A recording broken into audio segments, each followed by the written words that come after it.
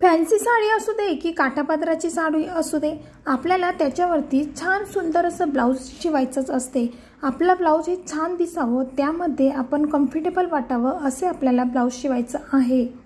बरेचदा काय होतं, आपण जेव्हा टेलरकडे जातो तेव्हा आपण आबडधोबड जो माप देऊन येतो, त्याच्यामुळे आपलं जे ब्लाऊज असतं ते परफेक्ट बसत नाही।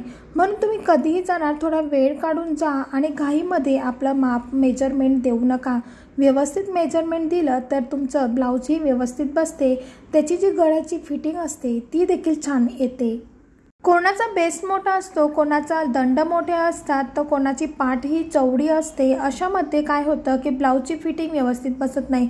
तर जेव्हा पण तुम्ही एक तुमचं चांगलं शिवलेलं ब्लाऊज, जे तुम्ही शिवलेलं जे तुम्ही डेली यूज करता किंवा तुमच्या चांगल्या साडीवरचं असेल ते ब्लाऊज घेऊन आणि त्यानंतर अंगावरचं देखील मेजरमेंट घेऊन तेच तुम्ही त्यांच्यासाठी शिवायला द्या।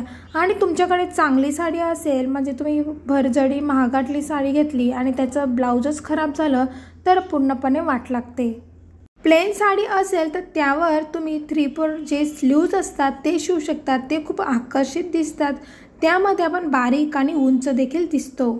जर तुमचे दंड जाड असतील तर तुम्ही फुगीर म्हणजे जी फुग्याची बाही असते, ज्याला आपण पफ बाही असं म्हणतो, स्लीव्ज म्हणतो, ते तुम्ही शिवू शकता। त्याच्यावरती तुमच्याले जे हाताचे दंड असतात ते कमी दिसतील।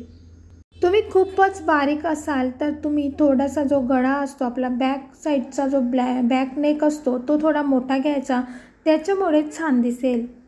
आणि ज्यांचं जास्त उंच असाल किंवा तुमची तब्येत जास्त झालेली असेल तर त्यामध्ये ब्लाऊज जे असतं त्याचीवाली उंची ही थोडी लांब घ्यायची। लांब घेतल्यामुळे ते उंच देखील वाटेल आणि जास्त ते आपल्या अडकल्यासारखं वाटणार नाही। म्हणून कधीही ब्लाऊज शिवताना जसं फॅशन चालू आहे, ट्रेंडिंगमध्ये चालू आहे, तसंच बघून न शिवता जे आपल्याला चांगलं दिसेल तसे ब्लाऊज शिवा। चॅनलवरती नवीन असेल तर सबस्क्राईब केल्याशिवाय जाऊ नका। पुन्हा भेटूया नवीन व्हिडिओ।